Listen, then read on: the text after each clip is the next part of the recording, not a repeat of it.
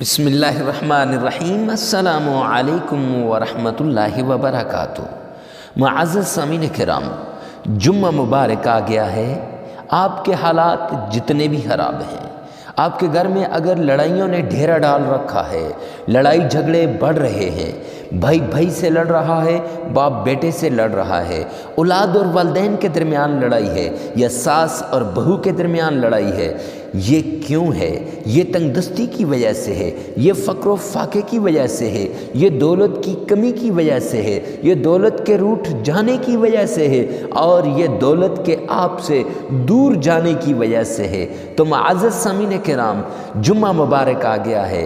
آپ کے حالات جتنے بھی خراب ہوں، چپ کر کے 7 لونگ لے لیں، 7 عدد لونگ لے لیں، ایک بار یہ عمل کر لیں، دولت اسی وقت بارش کی طرح آپ پہ برسے گی، دولت اسی وقت آپ کے گھر آنا شروع ہو جائے گی۔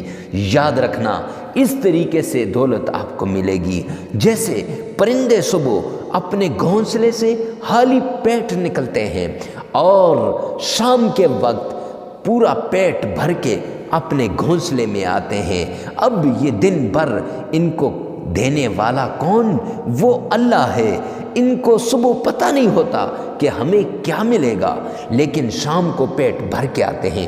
اسی طرح اس عمل کے ذریعے سے آپ کو اللہ رب العزت اس جگہ سے عطا کرے گا جہاں آپ کے ذہن و گمان میں بھی نہیں ہوگا، جہاں آپ سوچ بھی نہیں سکتے کہ اس جگہ سے بھی مجھے رزق ملے گا۔ اللہ رب العزت اس جگہ سے آپ کو رزق عطا کریں گے، لیکن شرط یہ ہے کہ اس عمل کو صحیح طریقے سے کیجئے گا۔ عمل کچھ یوں ہے، 7 عدد لونگ لے لینی ہے، اور لونگ کے دانے کے اوپر آپ نے پہلے 3 مرتبہ نبی پاک صلی اللہ علیہ وسلم کی شان میں درود پاک پڑھ لینا ہے، اور پھر 21 مرتبہ سورہ اخلاص پڑھنی ہے۔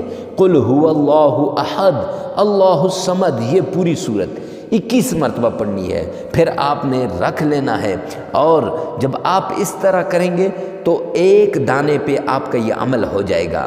پھر اسی طرح دوسرے دانے پہ 3 مرتبہ درود پاک، 21 مرتبہ سورہ اخلاص آپ نے پڑھنی ہے۔ کرتے کرتے 4 دانے ہو جائیں گے۔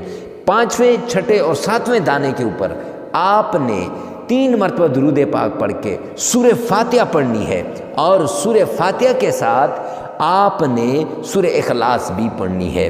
اب یہ عمل سورہ فاتحہ اور سورہ اخلاص دونوں 11 بار پڑھنی ہے۔ یاد رکھنا، پہلے 21 بار پڑھنی تھی 4 دانوں پہ، اور آخری 3 دانوں پہ سورہ فاتحہ بھی 11 بار اور سورہ اخلاص بھی 11 بار۔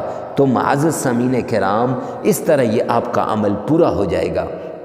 تو پھر دیکھنا دولت کیسے آپ کے اوپر جو آتی ہے، غیب کے خزانوں سے دولت آ جائے گی۔